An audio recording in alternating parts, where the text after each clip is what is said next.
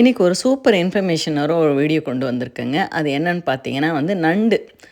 ஆஸ்திரேலியாவில் நம்ம ஃபிஷ் ஷாப்பில் போயிட்டு நண்டு வாங்கிட்டு அந்த நண்டை க்ளீன் பண்ணி நான் எங்கள் பாட்டி சொல்லி கொடுத்த மாதிரி ஒரு நண்டு கிரேவி அது அத்தனையுமே இந்த வீடியோவில் நான் உங்களுக்கு எக்ஸ்பிளைன் பண்ண போகிறேன். ஸோ வீடியோவை ஸ்கிப் பண்ணாமல் பாருங்கள். இந்த வீடியோ உங்களுக்கு ரொம்ப யூஸ்ஃபுல்லாக இருக்கும். ஸோ ஹாய், எல்லோரும் எப்படி இருக்கீங்க? நான் நல்லா இருக்கேங்க. வாங்குங்க வீடியோக்குள்ளே போகலாம். ஸோ இந்த மீன் கடையில் தெரிகிற மீனுக்கு பேரெல்லாம் உங்களுக்கு தெரிஞ்சதுன்னா கட்டாயம் கமெண்ட்ஸில் சொல்லுங்கள். ஏன்னா நிறைய பேருக்கு யூஸ் ஆகும். இங்கே நம்ம ஊரில் வஞ்சரம், வவ்வால், சங்கரா, மத்தின்னு சொல்லிட்டு நான் அந்த மீன்களுக்கெல்லாம் எனக்கு பேர் நல்லாவே தெரியும். இந்த மீன்களுக்கு நிறைய மீன்களுக்கு எனக்கு பேரே தெரியாது. ஸோ அதனால் உங்களுக்கு தெரிஞ்சதுன்னா கட்டாயம் கமெண்ட்ஸில் சொல்லுங்கள். நம்மளுடைய மீன் குழம்பு வீடியோ இருக்குது, கட்டாயம் அதையும் பாருங்கள். பிடிச்சிருந்தா அதுக்கு ஒரு லைக் கொடுங்க. உங்களுடைய கமெண்ட்ஸு, சப்ஸ்கிரைப் தான் எனக்கு ஒரு மோட்டிவேஷனு. அதனால் நீங்கள் வீடியோ பார்த்தீங்கன்னா கட்டாயம் ஆஸ்திரேலியா வரணும்னு இருக்கிறவங்க, ஆஸ்திரேலியாவில் இருக்கவங்களுக்கு யூஸ்ஃபுல்லாக இருக்கும். ஷேர் பண்ணுங்கள். கட்டாயம் ஒரு பாசிட்டிவாக ஒரு கமெண்ட்டு கொடுங்க. நீங்கள் கொடுக்குற ஒரு கமெண்ட்டுக்கும் நான் பதில் கொடுப்பேன் நான். ஸோ உங்களுக்கு நான் என்னுடைய அன்பு நீங்கள் அதில் பார்க்க முடியும். இது கிட்டத்தட்ட 1 கிலோ நண்டுங்க. ஆனால் 4 நண்டு தான் இருந்தது. ஸோ நம்ம இந்த மாதிரி நண்டு வாங்கும்போது அந்த நண்டு ரொம்ப வெயிட்டாக இருக்கணும். அப்போ தான் அது உள்ளே நல்ல ஃப்ளஷ் இருக்குதுன்னு அர்த்தம். அது ரொம்ப தக்கையாக இருக்குதுன்னு வச்சுக்கோங்களேன், அது உள்ளே ஃப்ளஷ்ஷே இருக்காது. அந்த நண்டு அப்படியே வேஸ்ட்டு. நீங்கள் சமைச்சு நீங்கள் உள்ளே தட்டிட்டு பார்த்தீங்கன்னா ஒன்றுமே இருக்காது. ஸோ இந்த வீடியோவில் நான் நண்டு எப்படி க்ளீன் பண்ணணுன்றதை ஸ்டெப் பை ஸ்டெப் சொல்லிக் கொடுக்குறேன். அது மட்டும் இல்லாத நிறைய டிப்ஸும் உங்களுக்கு நான் இந்த வீடியோவில் கொடுக்குறேன். நேர்வாட்டாக பிடிக்கும்போது ஃபஸ்ட்டு கொடுக்கு இருக்கு இல்லைங்களா, அதில் இந்த மாதிரி ஃபெதர் மாதிரி ஒன்று இருக்கும். அது 2 பக்கமும் எடுத்து அதை தூக்கி போட்டுருங்க. ஏன்னா அது நம்ம சமையலுக்கு யூஸ் ஆகாது. ஸோ மீதி இருக்க அந்த 3 கொடுக்குலேயும் இருக்கக்கூடிய அந்த ஃபஸ்ட்டு பார்ட் இந்த மாதிரி இருக்குது இல்லைங்களா, ஒரு ஃபேன் மாதிரி சின்னதாக இருக்கும். அது பூரா அதை உடச்சி எடுத்து அதையும் தூக்கி போட்டுவிடுங்க. ஸோ மீதி இருக்கிற பாகம் அந்த கொடுக்கில் அப்படியே இருக்கலாம். இந்த வி ஷேப்பில் இருக்கு இல்லைங்களா, இந்த ஃப்ளாப்பை அப்படியே தூக்குனிங்கன்னா வந்துடும். அதை பிடிச்சி இழுத்திங்கன்னா அந்த பின்னாடி இருக்க அந்த ஓடு அப்படியே தனியாக கட்டிக்கிட்டு வந்துடும். ஸோ அந்த ஓடு அப்படியே நம்ம தூக்கி போட்டுடலாம். ஸோ அந்த உள்ளே இருக்கிற அந்த இடத்துல முடி மாதிரி நிறையா இருக்கும். அது எல்லாத்தையும் மெதுவாக நீங்கள் க்ளீன் பண்ணி தூக்கி போட்டுருங்க. ஸோ இந்த மாதிரி 2 சைட்லேயும் இருக்கும். அந்த திக்காக முடி மாதிரி இருக்கும். அதை ஃபுல்லாக தூக்கி போட்டுருங்க. போட்டுட்டு அந்த உள்ள குழி மாதிரி இருக்குது பார்த்தீங்களா, அது உள்ள கையை உள்ளே விட்டு அதில் இருக்கக்கூடிய இந்த அழுக்கு எல்லாத்தையும் எடுத்துருங்க. இப்போ நம்ம இந்த நண்டை நம்ம இந்த மாதிரி எல்லாம் க்ளீன் பண்ணிவிட்டு நண்டை தண்ணியில் போடக்கூடாது. ஸோ அந்த 3 கொடுக்குலேயும் அந்த பெரிய கொடுக்கு இருக்குது இல்லைங்களா, அதை அப்படியே நம்ம எடுத்துக்க வேண்டியது தான். அதை நல்லா கழுவிட்டு நம்ம அப்படியே நம்ம நண்டு செய்யும்போது அப்படியே போட்டுக்க வேண்டியது தான். அந்த 2 கொடுக்கையும் மட்டும் அப்படியே போட்டுட்டிங்க அப்படின்னு சொன்னால் அது ரொம்ப அது உள்ள பெரிய ஃப்ளஷ் இருக்கும். ஸோ இதுதான் அந்த ஃபேன் மாதிரி இருக்க பாருங்கள், இது எல்லாத்தையுமே எடுத்துடணும். அந்த மீதி இருக்க அந்த 3 கொடுக்கு உடைய முனையிலையும் இருக்கும். அதை அப்படியே நீங்கள் இப்படி உடச்ச மாதிரி உடச்சி அப்படி சுருட்டினீங்கன்னா அது அப்படியே கையோடு கட்டிக்கிட்டு வந்துடும். ஸோ அந்த மாதிரி 2 பக்கமும் எடுத்துருங்க. இதே சின்ன சைஸ் நண்டாக இருக்குதுன்னு வச்சுக்கோங்களேன், இந்த கொடுக்கெல்லாம் இந்த மாதிரி க்ளீன் பண்ணிவிட்டு இதை அப்படியே நீங்கள் அந்த கொடுக்கோடைய அந்த நண்டை போட்டு செஞ்சுக்கலாம்.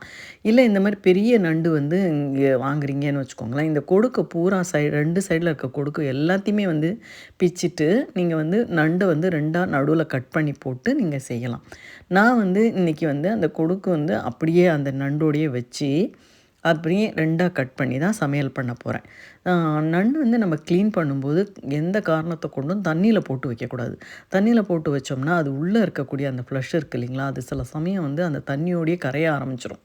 அதனால் நம்ம அப்படியே தான் வச்சுக்கிட்டு ரன்னிங் வாட்டரில் தான் கழுவணும். ரன்னிங் வாட்டரில் அப்படியே நம்ம நேராக காமிச்சு நம்ம நல்லா அழகாக கழுவிக்கணும்.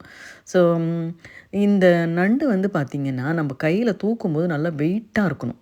ஸோ அதனால தான் 1 கிலோவுக்கு 4 நண்டு நாங்கள் வாங்கினும்போது அது நல்லா எனக்கு புரிஞ்சுது, அது நல்ல நண்டுன்னு சொல்லிட்டு. ஸோ நீங்கள் அதை அதே மாதிரி கொஞ்சம் சின்ன சைஸாக இருந்ததுன்னு சொன்னால் அது 6, 7 நண்டு இருக்கணும். அதை விடவும் ரொம்ப குட்டி குட்டியாக இருக்கிற மாதிரி இருந்தால் மேக்ஸிமம் ஒரு 8லேருந்து 10 இருக்கலாம் 1 கிலோவுக்கு. அதுக்கும் மேலே அதிகமாக இருக்குன்னா அந்த நண்டை நீங்கள் வாங்காதீங்க. இல்லை வாங்குறதுக்கு முன்னாடி நண்டு எடுத்து நீங்கள் செக் பண்ணி பாருங்கள்.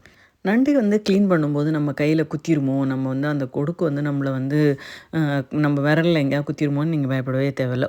ஸோ நண்டு க்ளீன் பண்ணுறது ரொம்ப ஈஸிங்க. நீங்கள் வந்து நண்டு வாங்குகிற இடத்துலையே வந்து க்ளீன் பண்ணுறதுக்கு கொடுக்காதீங்க. அப்புறம் வந்து நண்டு வந்து க்ளீன் பண்ணுறது கஷ்டமோன்னு சொல்லி வாங்குறதுக்கும் சில பேர் பயப்படுவாங்க. ரொம்ப ஈஸிங்க நண்டு க்ளீன் பண்ணுறது.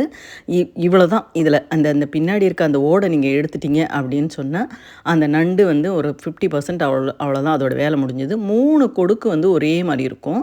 ஒரு கொடுக்கு வந்து ரொம்ப பெருசாக இருக்கும். ஸோ அந்த பெரிய கொடுக்கை வந்து நீங்கள் வந்து எடுத்து தனியாக வச்சுருங்க. இந்த சின்ன கொடுக்கு வந்து உங்களுக்கு கிளறும் போது வந்து சிலருக்கு வந்து கஷ்டமாக தோணுச்சு அப்படின்னு சொன்னால் அந்த அந்த சின்ன கொடுக்குங்களையும் நீங்கள் எடுத்து அப்படியே நீங்கள் அதையும் வந்து நீங்கள் பண்ண போகிற அந்த கிரேவியோ இல்லை வறுவல்லையோ போட்டுக்கலாம். நான் வந்து இன்றைக்கி அதை எல்லாத்தையும் உடச்சி எடுக்கலை. ஸோ இப்போ பார்த்தீங்கன்னா எவ்வளோ க்ளீனாக ஆயிடுச்சு பாருங்களேன். இதுக்கப்புறம் தான் நான் வந்து இதை வந்து ரன்னிங் வாட்டரில் வாஷ் பண்ண போகிறேன். நான் முதல்ல சொன்ன மாதிரி நண்டை வந்து நீங்கள் வந்து க்ளீன் பண்ணும்போது இந்த மாதிரி கொடுக்கெல்லாம் எடுத்ததுக்கப்புறம் தண்ணியில் போட்டு வைக்கக்கூடாது. ஸோ அதுதான் வந்து ரொம்ப முக்கியமான டிப்ஸு. நண்டில் நிறைய விதம் இருக்குது. நம்ம ஊர்லலாம் வந்து பொட்டு நண்டுன்னு சொல்லுவாங்க. அதில் பார்த்திங்கன்னா 2 டாட் இருக்கும். அந்த மாதிரி நண்டு. ஆனால் இப்போ நம்ம வாங்கிட்டு வந்திருக்கிறது கடல் நண்டு. நல்ல ப்ளூ கிராப்னு சொல்லுவாங்க. ஸோ அந்த கிராப் தான் வாங்கிட்டு வந்திருக்கோம். ஸோ இந்த நண்டு வந்து நான் வாங்கிட்டு வந்தது நேற்று வாங்கிட்டு வந்துட்டேன். ஆனால் வந்து நான் க்ளீன் பண்ணி எடுத்து ஃப்ரீசரில் வைக்கல. ஸோ அது அவங்களே வந்து ஒரு பெரிய ஐஸ் பேக்கெட் உள்ளே வச்சு அதுக்கு மேலே வந்து ஒரு கவரில் வந்து கட்டி அதுக்கும் மேலே ஒரு பேப்பரில் கட்டி அதுக்கும் மேலே ஒரு பேக்கில் போட்டு கொடுத்தாங்க. நான் இங்கே வந்து ஒரு பெரிய கண்டெய்னரில் போட்டு நான் வந்து மூடி ஃப்ரிட்ஜில் வச்சுட்டேன்.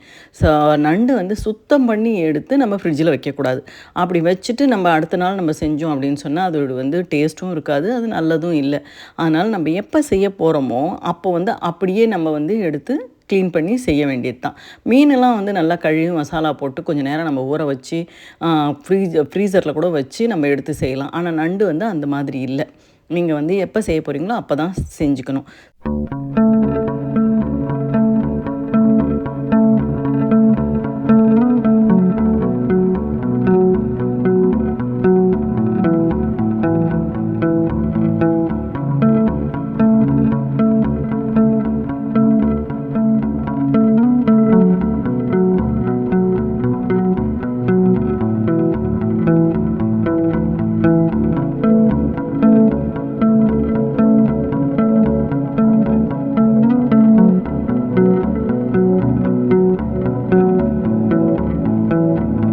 ஸோ அதுக்கப்புறமா பார்த்தீங்கன்னா ரன்னிங் வாட்டரில் நல்லா கழுவுனதுக்கப்புறம் நான் நண்டை வந்து 2ஆக கட் பண்ணிட்டேன். ஏன்னா கொஞ்சம் பெரிய சைஸு அப்படின்றதுனால. நீங்கள் வந்து சின்ன நண்டாக வாங்கிட்டு வந்திருந்தீங்க அப்படின்னு சொன்னால் அந்த சைடில் இருக்க கொடுக்கு எல்லாத்தையும் எடுத்துகிட்டு முழு நண்டாகவே போட்டு செஞ்சுக்கலாம்.